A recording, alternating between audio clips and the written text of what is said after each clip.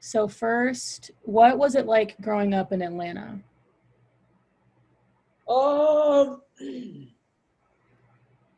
it felt very insulated. Um,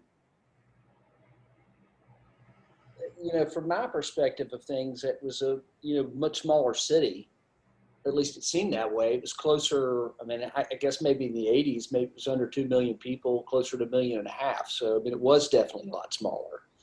Um, and there was a pretty good sense of community. Uh, what I remember was lots of Christmas parties. Uh, Mom and Dad had lots of friends, and there were lots of things to do. And uh, we would go to the driving club, and there's just sort of all a sense of kind of community. And this is sort of pre 10, 12 years old.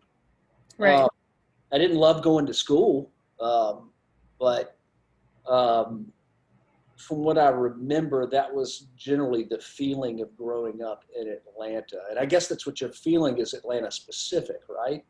Not Yeah. necessarily my experience of growing up, but more the experience of Atlanta. Yeah, both of them too. And what kind of things did you do for fun growing up there? Um, well, let's see. I mean, when I was a kid and younger, I mean, mom just used to tell me to go outside.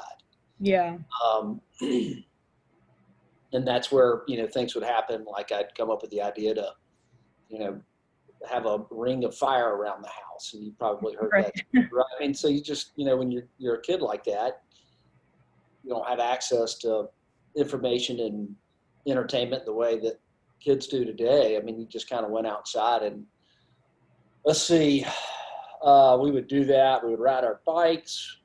There was a little creek on the opposite side, behind the houses on the opposite side of North Broadland, if you remember that house. Hmm.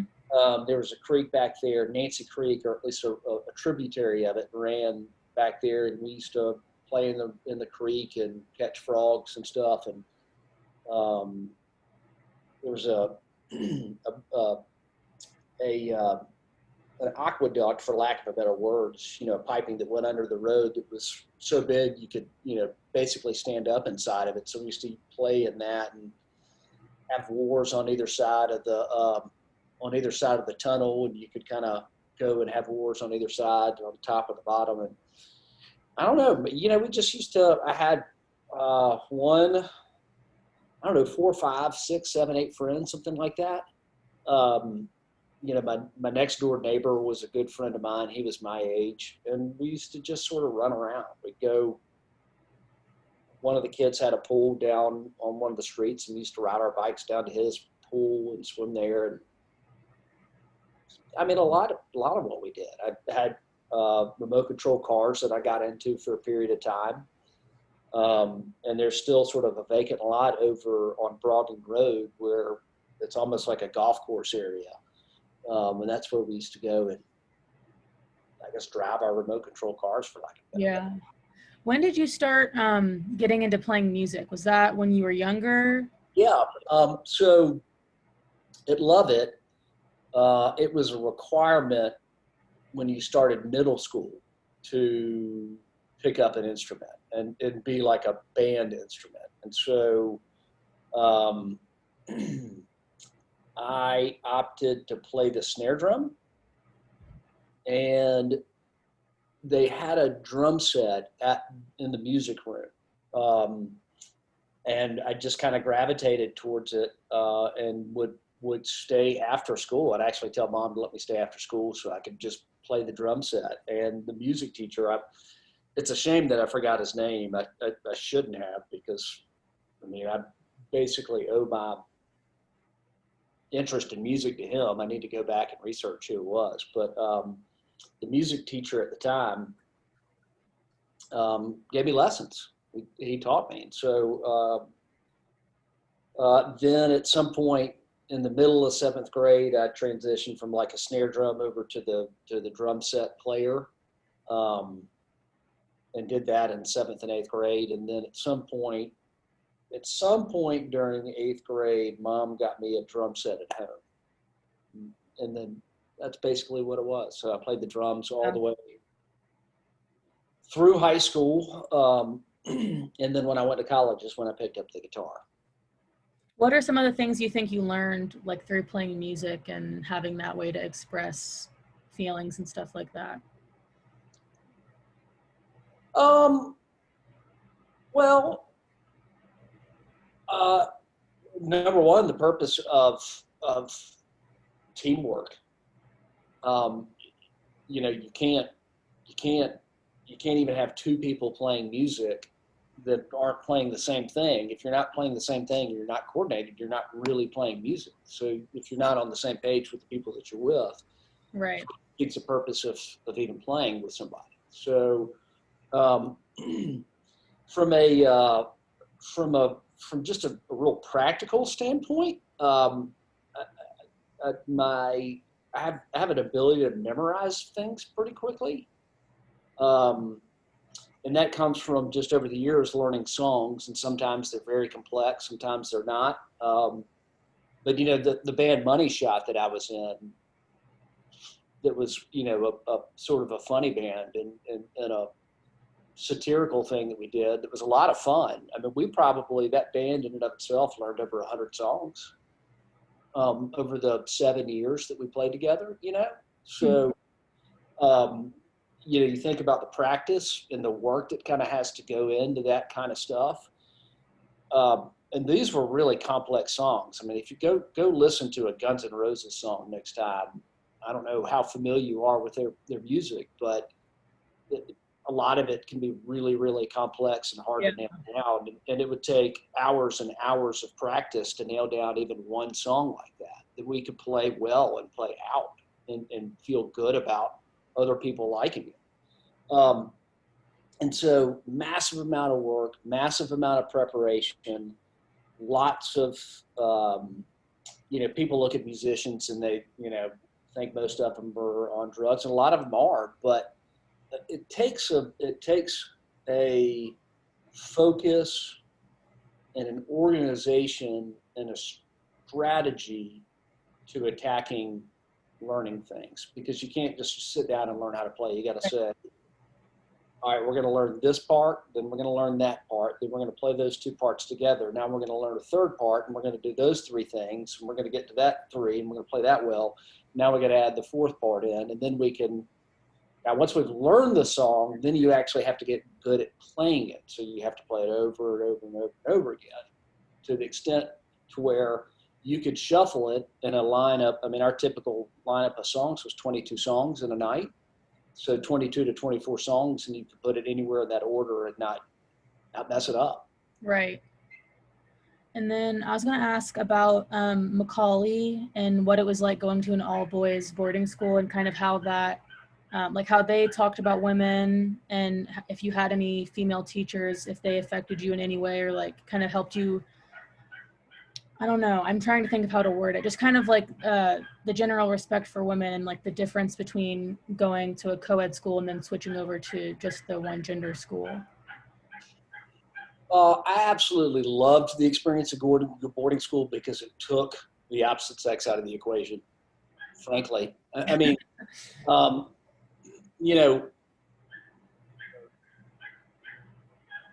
growing up and sexuality and all that sort of stuff is confusing enough as it is, right? So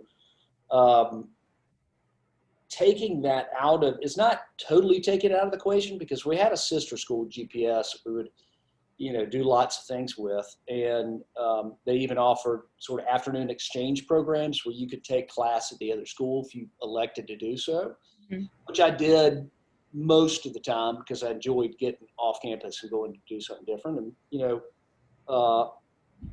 but it took a lot of the things like having to watch what you're doing and having to worry about manners and that kind of stuff, and it was a very, very liberating and very freeing experience, and being able to bond with guys in a complete vacuum that Macaulay did create. I mean, has created friendships that have lasted 25 years. I mean, this year's my 25th year reunion. And I'm on a text chain with probably about 14 guys that we get together once a year. And I probably get a text once every 2 minutes on that text chain out of 14 guys. I mean, if I let it go, it could be 45 texts. Right. Look, just constant communication and interaction. And so, that was a really, I think, adolescence probably isn't the right time for a boy maybe to effectively get guidance and effectively have a. It's not fair to say it's just not the best time, because as a boy, you're just kind of confused about everything, and I mean, just as a teen, you're confused about everything. Mm-hmm. And I think maybe some girls who enjoyed their experience at all girls preparatory school probably would say the same thing and give you that aspect of it. I mean, it was pretty awesome to have an 8 o'clock class and wake up at 7:50 and not take a shower. And we had to wear a tie to school. So what we did is we would pre-tie our ties, and we would just have 3 or 4 shirts sitting in there, and you'd wake up and literally, man, you'd put on your shirt, get on your pants, and 5 minutes later, you were in class, because you were just walking to class from your bed. Right. So, and there were no girls that you had to go to, so you weren't really concerned about impressing any girls or anything. It was just you and a bunch of other dudes. Yeah. That was really, I really did enjoy it. I mean, they're the female teachers that were there, I can't necessarily say, and I'm thinking about this. I don't recall any of them having a substantial impact while I was there. And I'm saying that very, very carefully, because I want to be thoughtful about it. Haven't necessarily, nobody's really asked me that specific question, because Macaulay in and of itself is very boy centric. I mean, it's just it's an old military school. Yeah.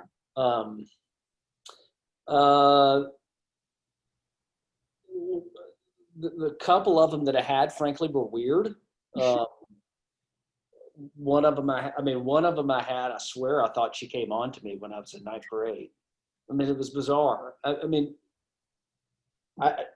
You don't ask a 9th grade boy what he likes to lick. I mean, that's what she asked me. That's weird. Yeah.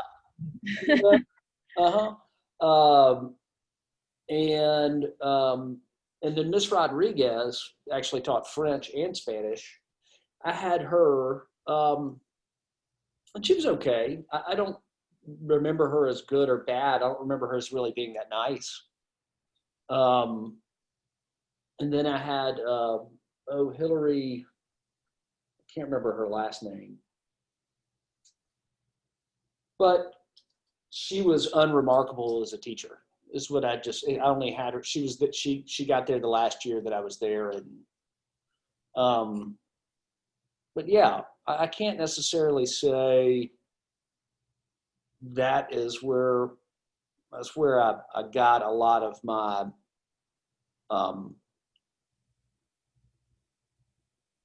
shaping of women, or my perspective of women. Of course, being in a Southern boarding school, and being somewhat apart from women, I developed a sincere respect for them, because I was almost in awe of them growing up. Does that make any sense? Yeah. So, I think maybe my absence from that,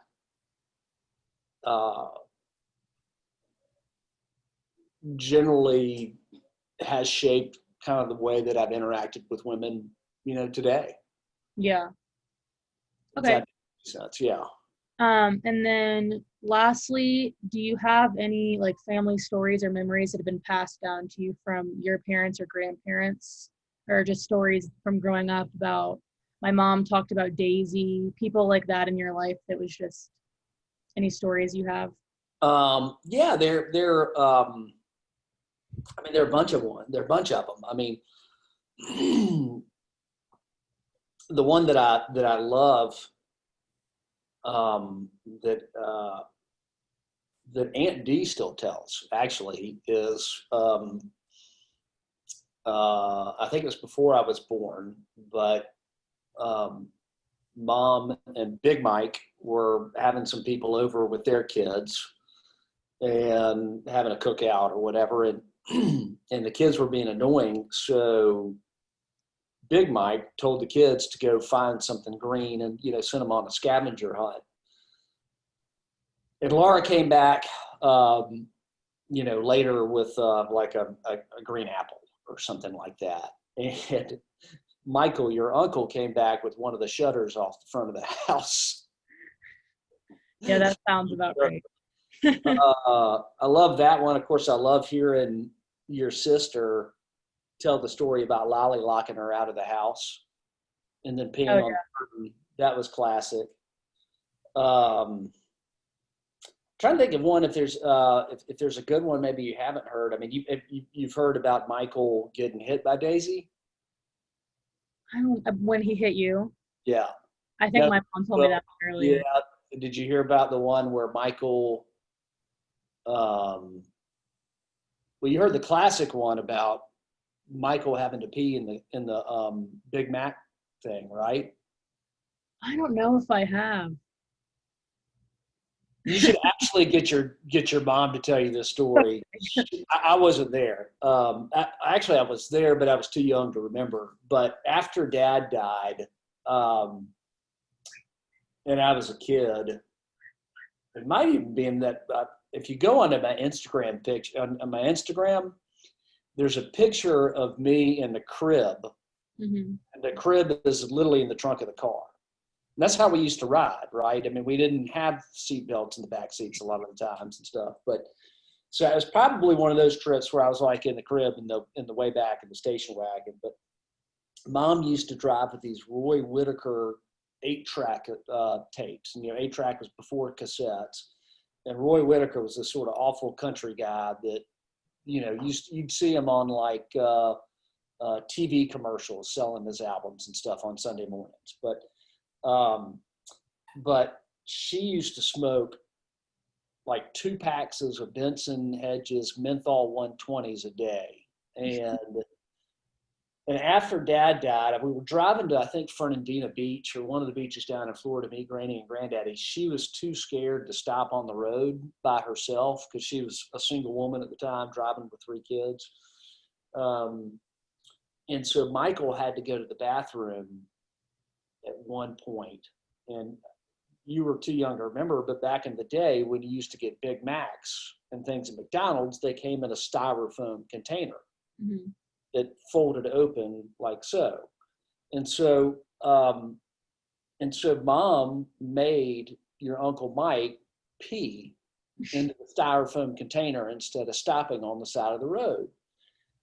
And and so when he was done, he filled up both sides, like almost to the brim. And Laura said it was like sloshing over on both sides, pee was. And Michael was like crying because Mom was screaming at him. And Michael was like, "What do you want me to do with it?" And she said, "Just throw it out the window." And so he threw it out the window. And of course, it all flew back in. And Mom got all upset. She started smoking a cigarette. And Michael and Laura were looking at each other, and they had Michael's pee and Mom's ashes because all the windows were open, all the ashes and stuff were coming back and hitting their eyes. So they had like pee and cigarette ashes running down their. That's so funny. That's that was a funny one. And then Mike hung me in the closet. You remember that? Yeah, I've heard that one a few times. That's a good one. I don't know. There are lots of them. I mean, they're just your family's funny and quirky. Mm-hmm. Grandmother was a one of a kind, and I wish y'all would have gotten to know her a lot more. I know. I've heard so many things about her. I really wish I could have too. I mean, her personality was so unique, and it's really sad that, her strokes and her propensity to drink alcohol later in life due to having strokes. I mean, it created sort of, for a while there, kind of a mean personality for a couple of years. And that was tough, but she actually stopped drinking later in life and was much happier after that. But I mean, she lost Granddaddy Boo, I think, died in either 84 or 86. If you heard that story, I mean, he literally collapsed and died in the kitchen, and she walked in and had a stroke. Literally had a stroke. And so she went to the hospital with a stroke the day that, Granddaddy died. And, she survived all the way, to 2003? And she had another stroke at some point in the mid 90s. It was a pretty big one that left her her right side mostly paralyzed. And so for a while there, she couldn't write checks. She had full-time help. I mean, she was miserable for a lot of that, but she was just such a delight. Every time you used to see her face would just, I mean, I've never seen anybody's face light up the way that hers used to. And she just saw anybody. Yeah. She was such a good, genuine, giving person. And, she always told you what she thought. Sometimes that was good, and sometimes that wasn't. There's photos around at one time that she played a practical joke on Dad and gave him 30,000 red things. Like literally everything that he opened up was red. And for some reason, I think she probably spent $10,000 on him. Instead of just giving him one present, she gave him, I'm not kidding you, maybe 30 presents. Every single one of them she opened up was red. She gave, that was just something funny that she thought. She gave your mother her first car. And instead of giving her something normal, she gave her a baby blue Escort, which is kind of like, the grandmother's like, I'm going to give her a baby blue car. I mean, it's funny now that you look at it. I mean, but as Laura's a 16-year-old, she's probably like, damn it, had a baby blue Escort. Then Mike got it, a couple of years later when he turned 16. But the fact of the matter is your grandmother's the one who gave your mom the first car. She gave all three of us our educations. I mean, your mother or your Nana didn't pay a lick for education, anybody's education or anything. It was all your grandmother. So, your mother, your uncle, and I owe a great, great, great deal to grandmother Irby. And you, your sister, and your cousins wouldn't be anywhere where you are today without her and without Granddaddy. That is a fact of the matter. Awesome person. Yeah, she was. Yeah. She was. Yeah. I mean, you think about that generosity. I mean,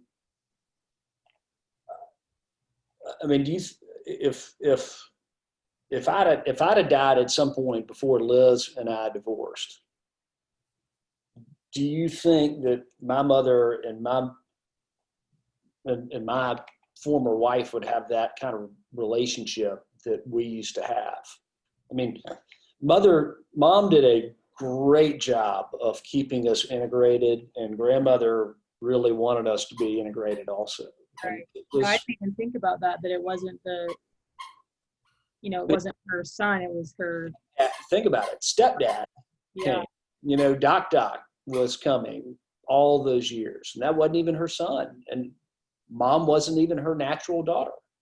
Right. We went there every Christmas that she was alive and celebrated her birthday, and was forced to go visit her, and I'm glad I was, all the time.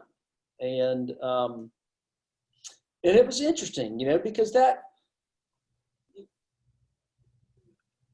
she represents the great paradox of liberalism. Yeah. As kind and generous and loving as she was racist in so many different ways and stuff like that. And that was the product of, growing up in the area and the time that she did. Right. But, as you know, the true concept of liberalism is the idea that two things can be both simultaneous and true. Right. And therefore, she was a great woman and didn't really know her limitations. But she was funny. If you want to get a good sense of her humor, go read some Edward Gorey books. Okay. They're animated kids books, but they're kind of dark and macabre. Yeah, I'll look into it. It might cut out. I don't know if I have a time limit on here. Okay. I don't know if it'll let me go past 30 minutes, but thank you so much for everything. It's definitely really helpful. Yeah, well, sure. And I'll let you know how the project goes. All right, sure. Keep me posted on everything, and I hope everything's going well.